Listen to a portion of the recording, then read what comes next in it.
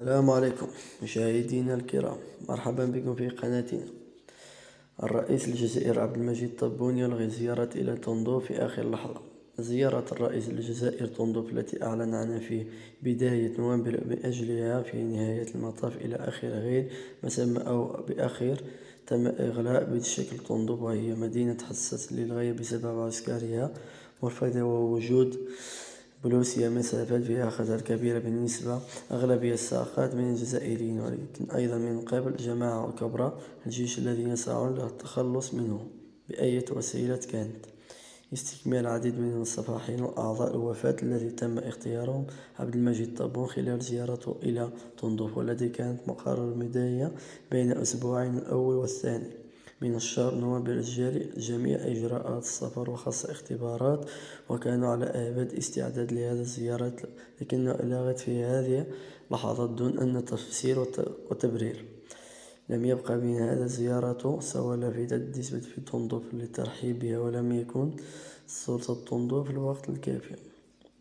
ما الذي سبب هذا الإلغاء مفاجئ الزيارة؟ كان عبد المجيد تبون حصريا جاء على القيام بهذا، والتي ستسمح له بإظهار ثابتات بقضايا الصحراوية شديد المغرب. فهل كان عبد المجيد تبون خائفا من تقويم عناصر من الجبهات البوليسية من قبل جماعة سعيد وخليل زال محمد مدين معروف باسم توفيق خلال زيارة طنجة؟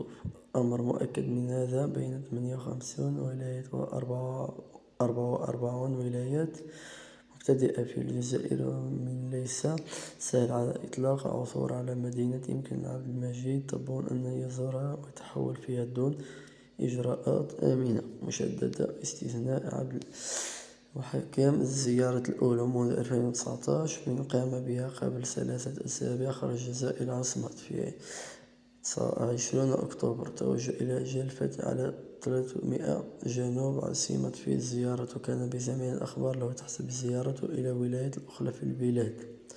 ومع ذلك في جلافة وجه ولايات السلطة المحلية جمع وفق بعض وسائل الإعلام الجزائريين اقتناع السكان المحليين وزعماء قبائل بتخصيص إنجازات استخباريات لهذه لاستدعاء فرق الرقص وجنود عناصر من أفراد عائلتهم الذي جاء بعضهم من الولايات الأخرى، حتى يتمكن عبد المجيد تبون من تجول في شوارع جلفة أمام كاميرا تلفاز.